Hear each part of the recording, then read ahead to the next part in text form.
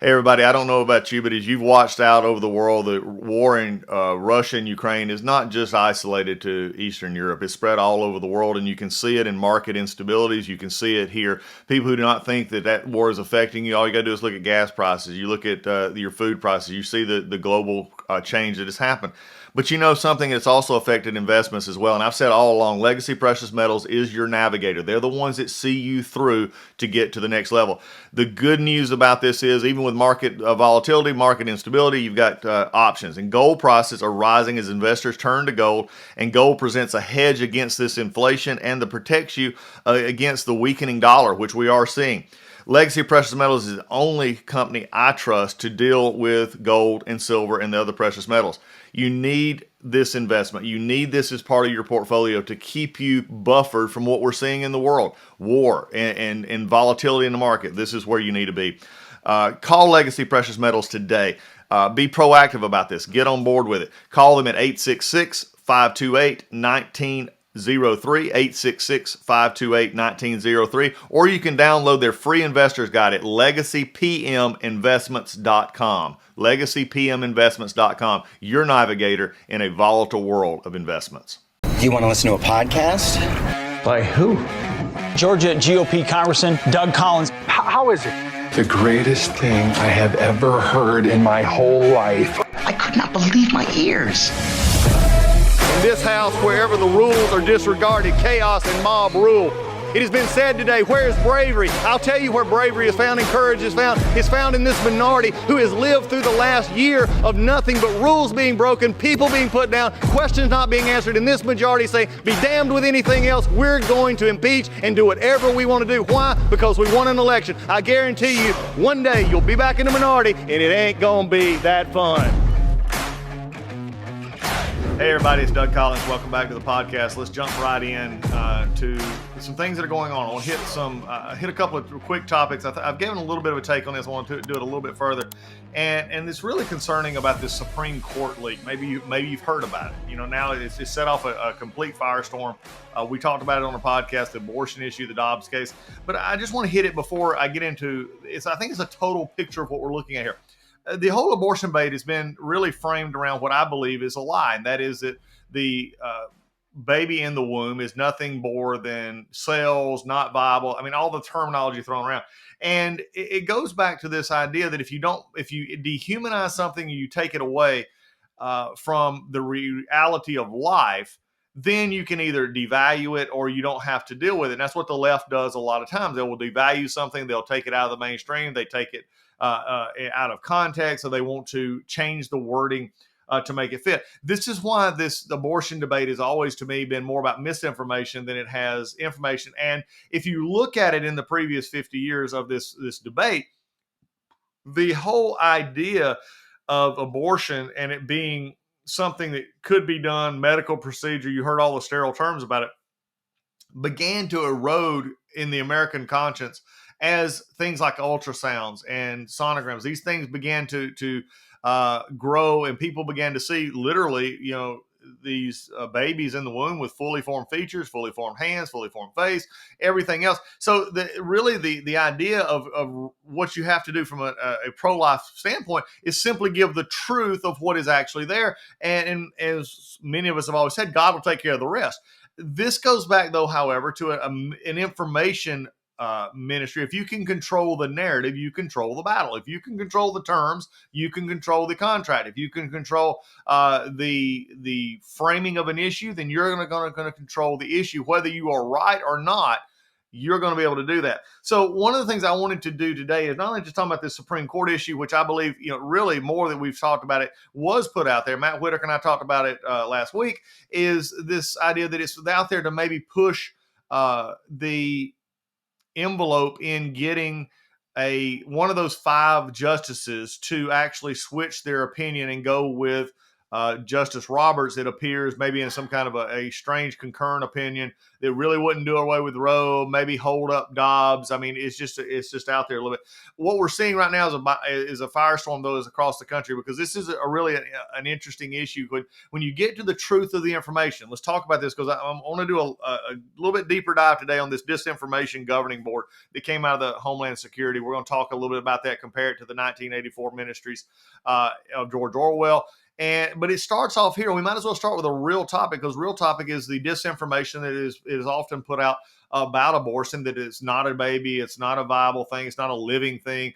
And the truth of the matter is, in abortion proponents who want to, or in favor of abortion, don't want to deal with, is that it is living, that it is a life, and no matter what you call it, it is living. And so what they've been trying to determine through their definitions is, how can we dehumanize that life to where it doesn't matter what you do with it, and prioritizing the life of the mother, say, or prioritizing the life of the living. But many of them have a trouble because they're willing to do abortions up until the very time of birth, in which the limit is about, just a few a small space between being inside the womb and outside the womb, in which supposedly all of these protections kick in. So it's this misinformation, this disinformation campaign that science has been proven all along, that goes back to the heart of what we're seeing in these justices, that they're trying to push to say, let's keep this. We know it's wrong, we know it's bad, but we're going to keep part of it. Why does this really matter? Well, let's dig into this today. And I'm going to sort of, as we dig into this, if you don't have the history here, it's interesting that the Department of Homeland Security just a couple of weeks ago put out what they're calling a Disinformation Governance Board.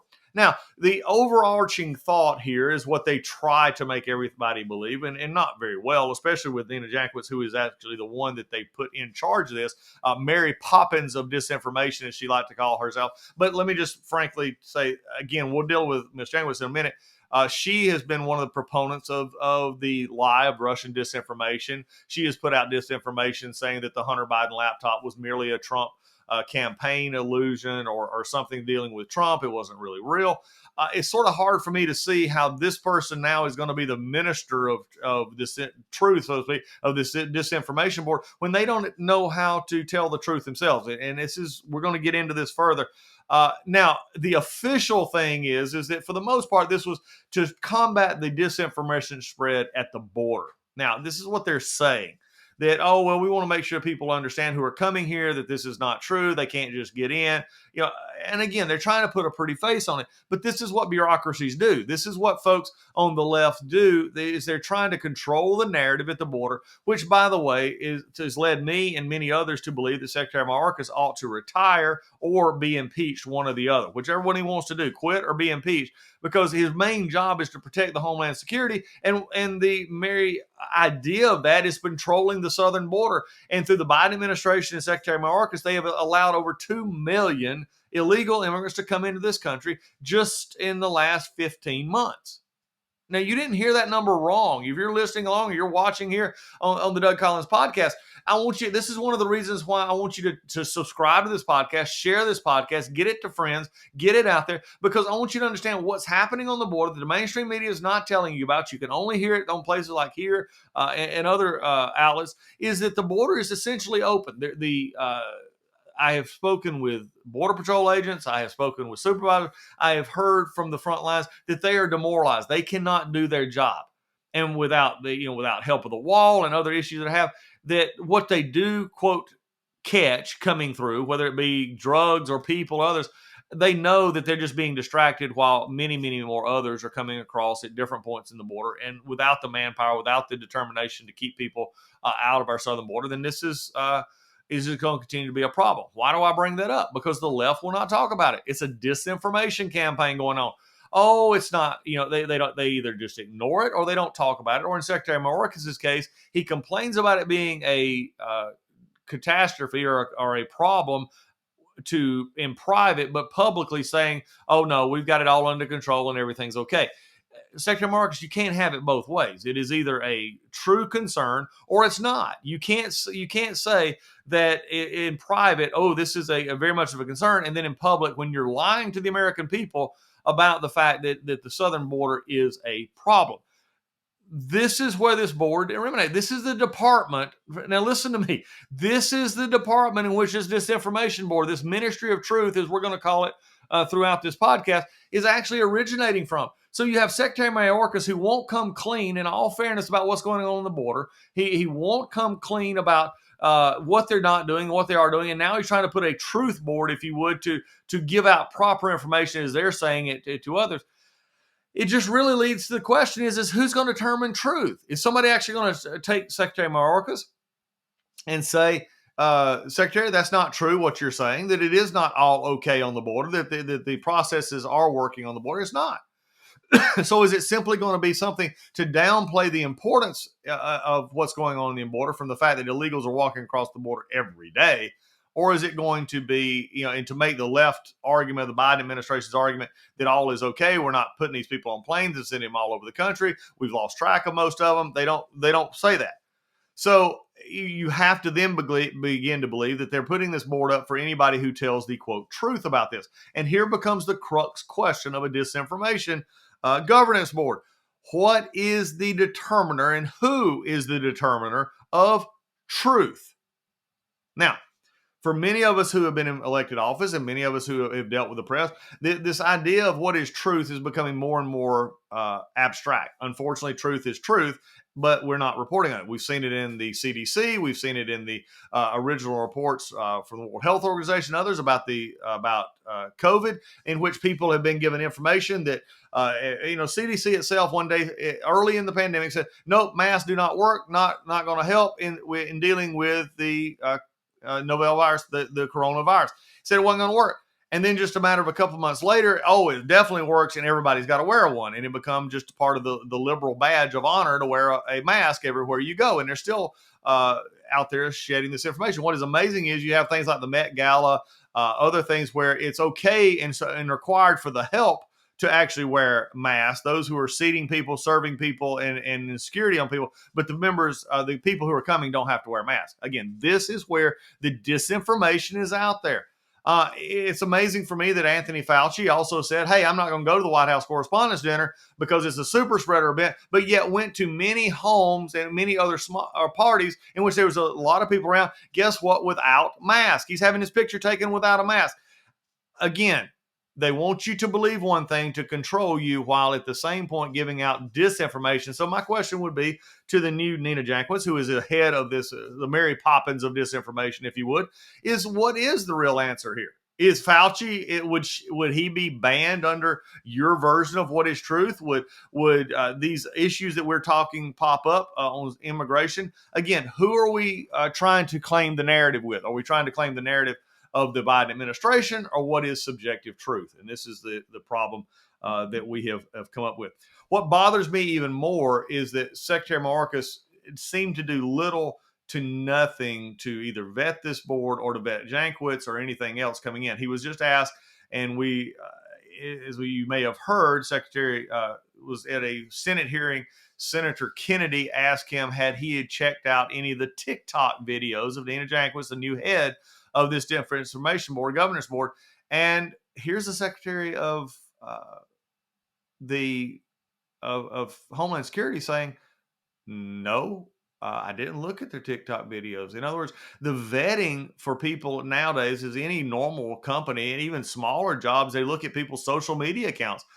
Are you telling me that for a board called the Disinformation Governance Board, this Ministry of Truth, as we're talking about, the person who's going to head it up, they didn't bother to look at what this person had put out on social media to sort of see what their public opinions were?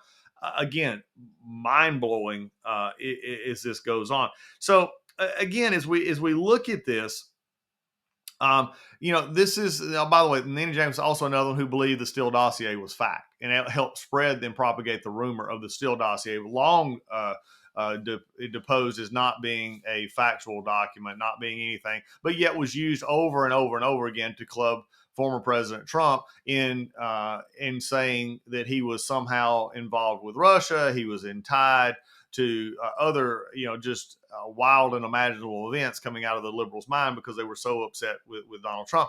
Again, this Jankowicz was a proponent of that. So again, it's funny to me that the Secretary of Homeland Security would not have looked, or his team would not have looked into the social media background of somebody that they're now putting out there saying that is okay and the highest qualified to deal with disinformation. Well, maybe she's qualified for dealing with disinformation because she's good at putting it out. She's good at putting disinformation out there. And if that's the key, then, hey, she's your person to do it. The problem we're going to get into, and this is where I want to frame this, and then we're going to look at, really how Orwellian is this? You've had a lot of Orwellian references here recently to this ministry of truth. Is the real arbiter of what is truth. Now, I started the podcast off today talking about the Supreme Court and talking about Roe v. Wade and abortion, and how really the more information that comes out, the more that people are actually able to see what is going on in an abortion, the more public opinion is changing. We've seen that consistently over the 50 years that the Roe v. Wade decision has been in place. The more people knew about pregnancy, the more people knew about what was going on in a pregnancy, the less likely they were to support abortion, especially supporting abortion in any shape, manner, and consistency of a later term abortion going forward. So again, if you're pro-life and you put out a pro-life statement, is that going to be would that be considered under the Biden administration? Would that be considered a lie to them? And if they consider it a lie, then it's not truth? Or is it just something, a truth that they don't want to deal with?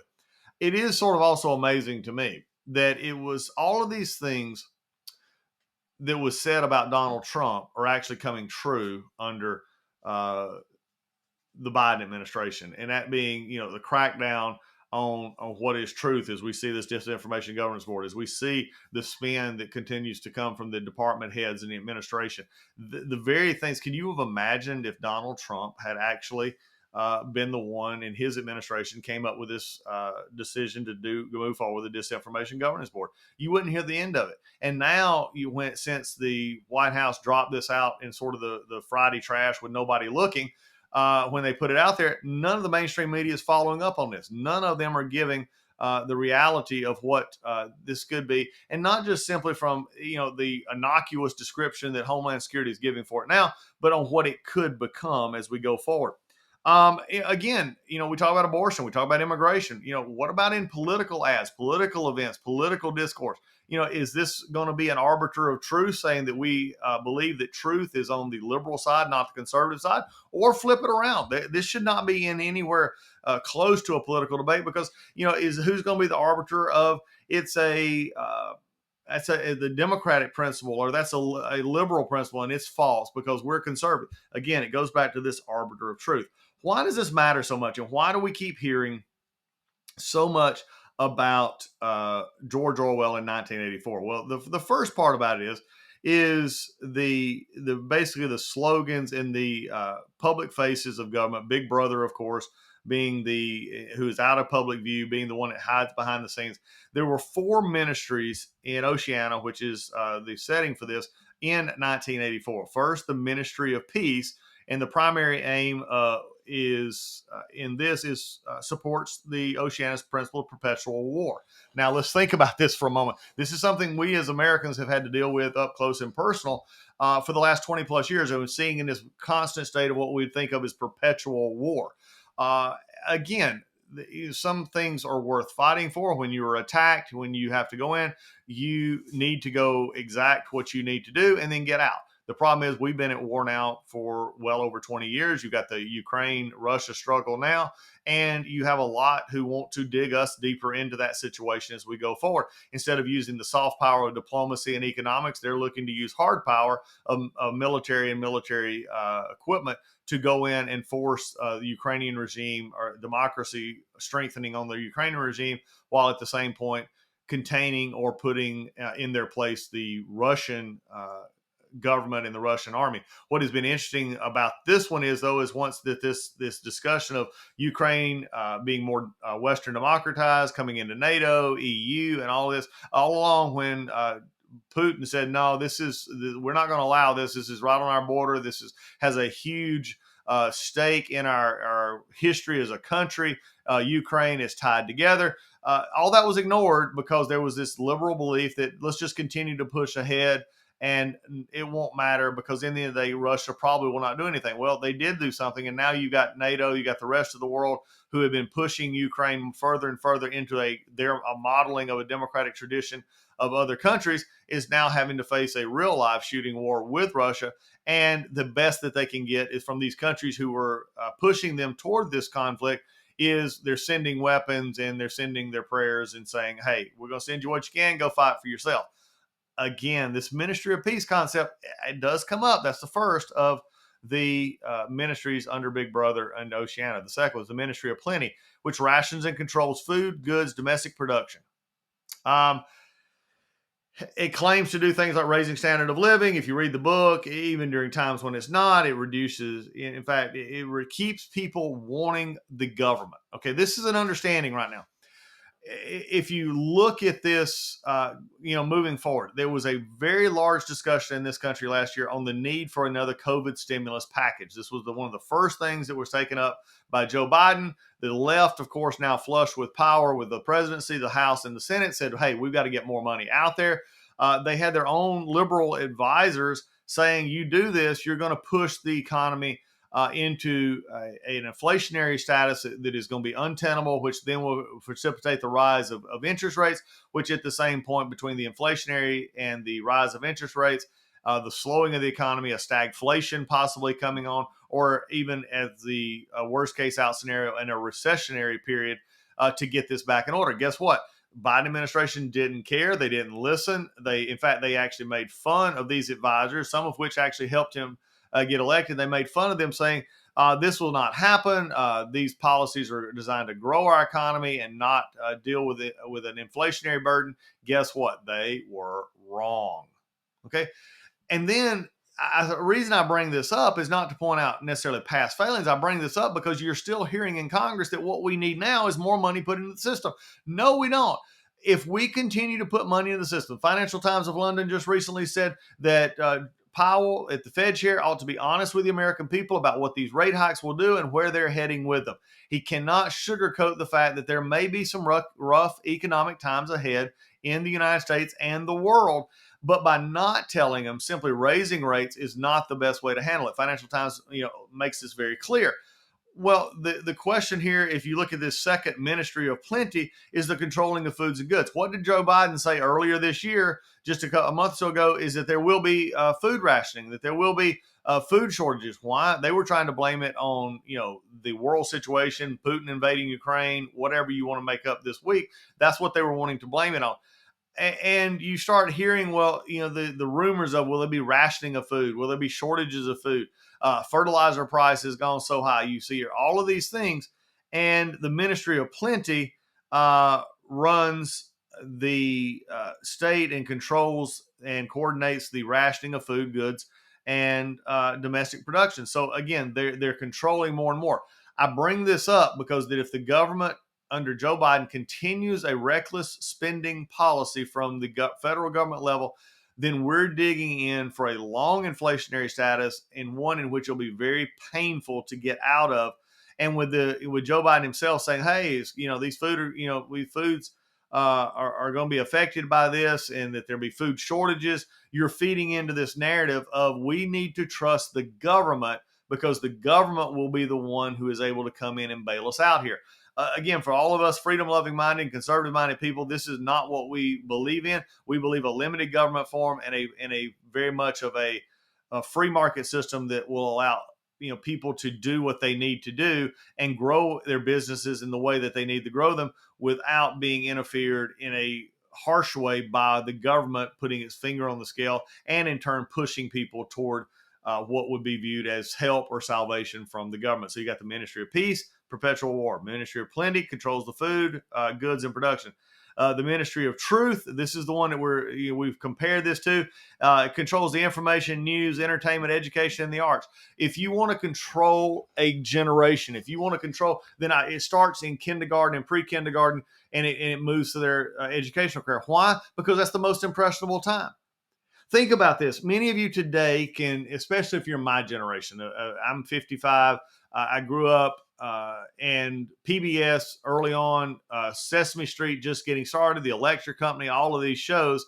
And that's where I can still remember the count and counting backwards. 1, 2, 3. I mean, this is where I learned to count. You also learned who were friends and not to make fun of each other and to lift up each other. We've considered, seeing this through entertainment over years on social causes, whether it be race relations, whether it be, smoking. I remember when I first started watching movies and remembering them was in the 1970s and 80s, and there were cigarettes all over the place. And then there became a big push to say cigarettes were bad for you. And what do we see in our entertainment? They're all gone. You don't see a cigarette for almost 25 years. They've started. In fact, when you saw a cigarette in a movie, you were concerned because you hadn't seen one in so long. Now you're starting to see a resurgence of cigarettes and other items back into movies. Again, it's just when you're the Ministry of Truth and you control news, entertainment, and education, the arts, you then can move the generation, and you do so with a soft power, if you would, that is not looked at as overt, that is not looked at as punishing, that is not looked at as something that would scare people,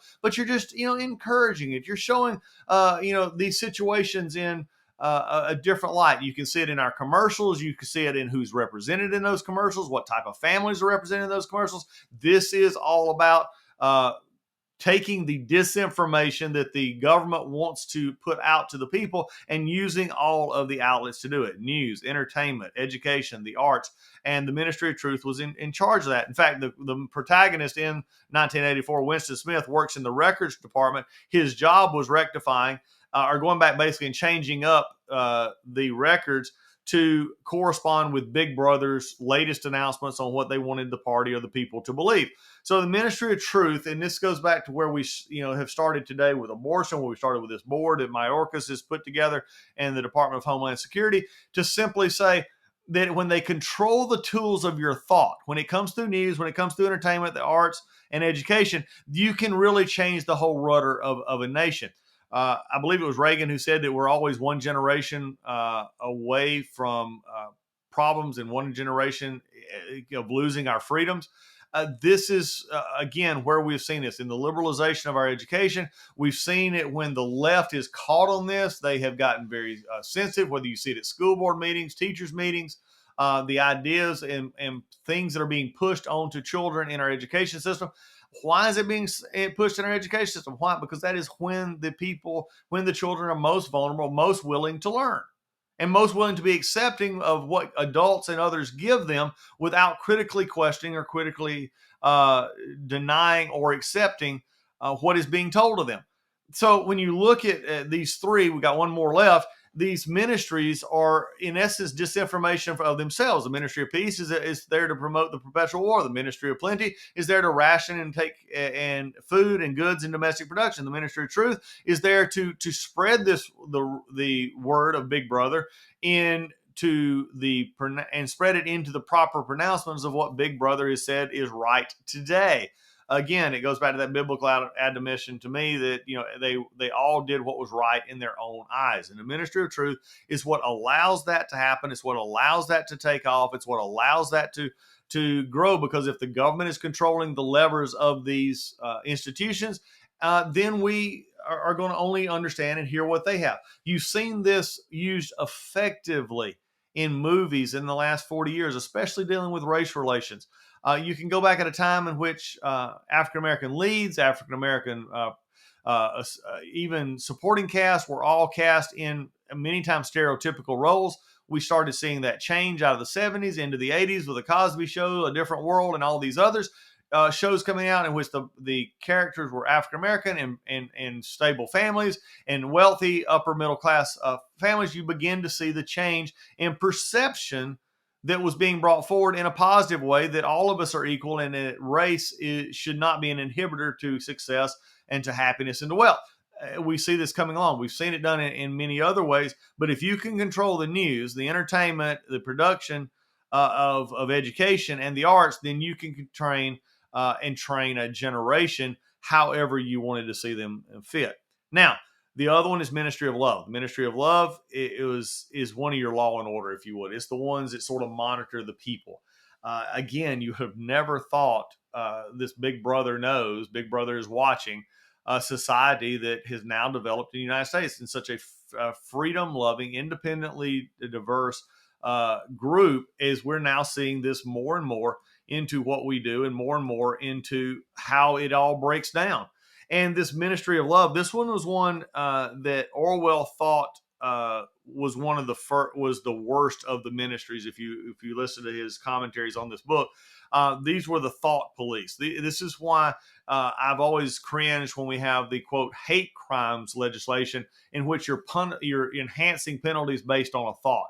And you see this problem here to keep order among the people. The Ministry of Love was the one that monitors, arrests, and takes care of those who descend from Big Brother, descend from the government, and move forward. So in looking at that, can we get to an understanding of why people are bringing these 1984 references up?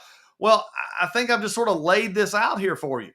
The ministries of truth, the ministry of love, the ministry of plenty, the ministry of peace, all found in the Orwellian books of 1984 are the very things that we're starting to see. Now, I am not a conspiracy theorist. I'm simply laying out what we have seen in literature, learning from the past and history to see where we're at today, and why so many people are concerned that where we are today is leading us to a dark place that we don't want to be, in which truth is only in the beholder of the government and the institutions that hold the keys to power, that the keys to power are held by government, in which they're wanting to crack down more and more on controls. You don't, look at this, then look at it simply from the digestion of, as we say here, the Ministry of Love, who's monitoring people, and that if you control in the Ministry of Truth the education system, then you're able to put into the ideology into the kids that you are teaching, which grows up a generation who will either not question authority or will believe whatever authority tells them.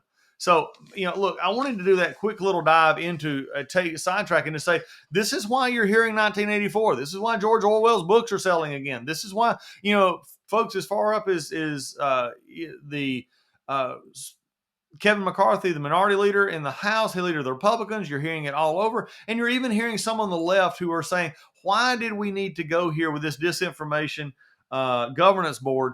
Especially when it was not put out with any rhyme, reason, and a thought that we needed the government to step in and look at these issues. Now, again, make your own determination here, but these are the kind of things that we raise up, not to say as conspiracies, we just see them as fact. Again, what is the arbiter of truth here?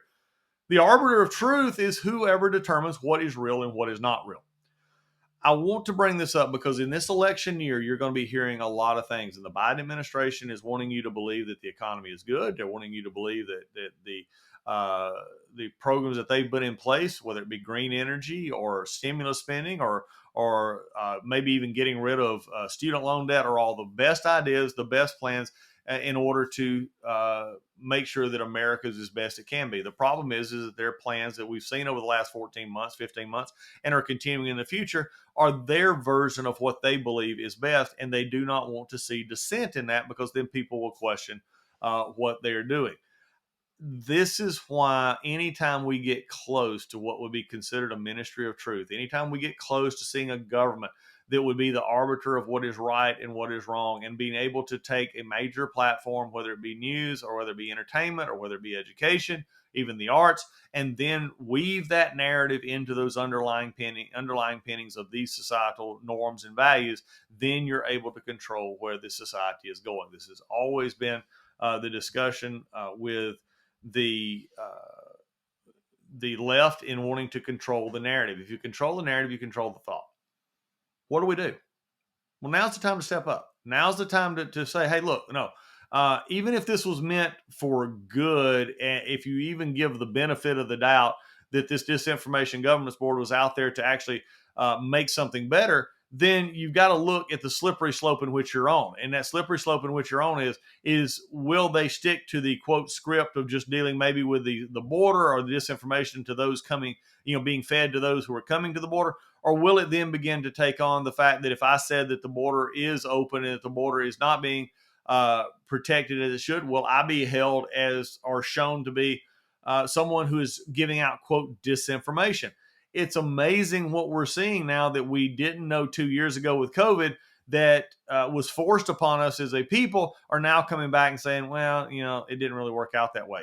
Looking at the age grouping, looking at the shots, looking at everything else, the question always will bring up in itself is what is truth and what is not. That's as simple as I can get it here on the Doug Collins podcast. I want you to understand that this is why many people are up in arms about this different Disinformation Governance Board, and why Nina Jankowicz, who comes up with the supercalifragilisticexpialidocious hints and rhymes at what she views as disinformation. And it's interesting that always seems to be conservatives that she goes after. Now, whether you agree or disagree with some of these conservatives like Giuliani and others, but she always seems to go after the things that are coming up from the right is disinformation. If it comes from the left, it's okay, and she would promote it, such as the Hunter Biden laptop story from the left, the being from the Trump team, being the Steele dossier, which she purported, the Russian false collusion narrative, which she supported.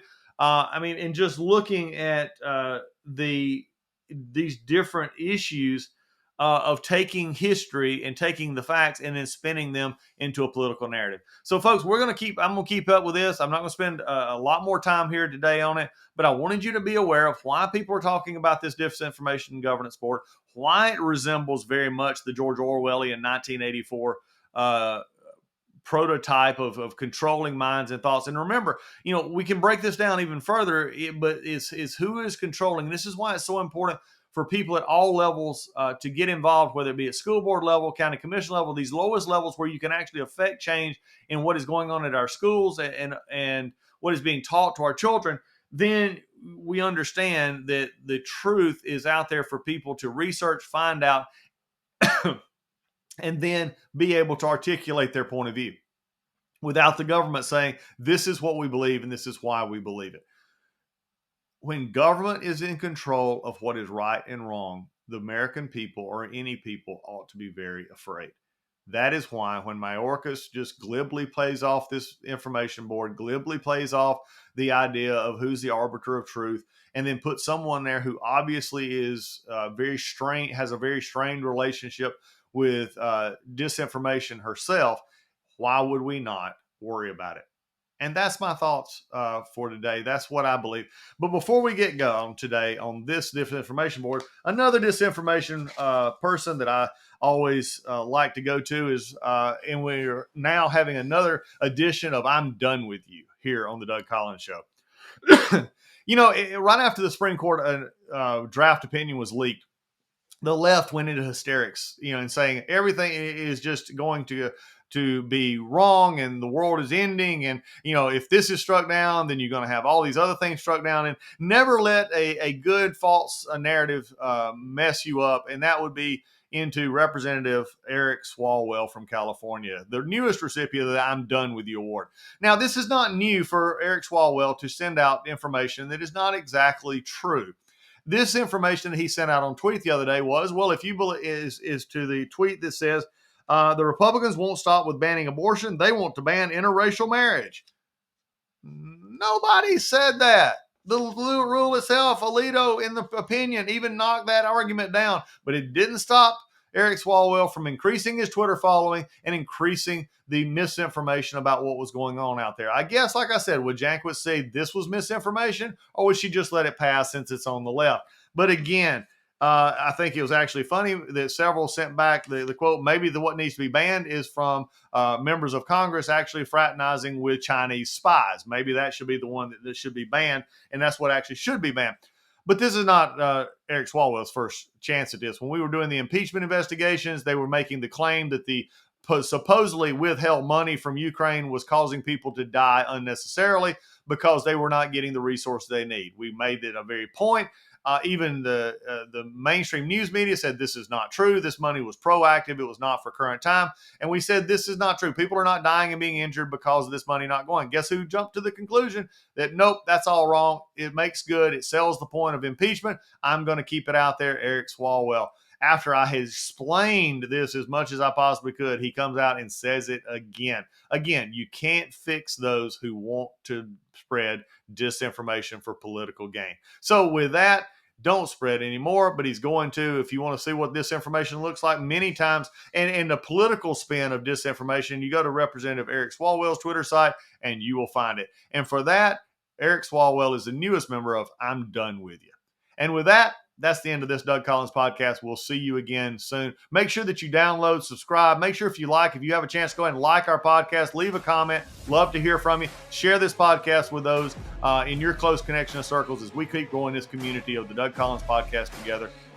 We keep growing together each and every week as we come and share the information that keeps conservatives growing and where we can be a viable force and a strong force in our communities as we go forward. Thanks. We'll see you again soon.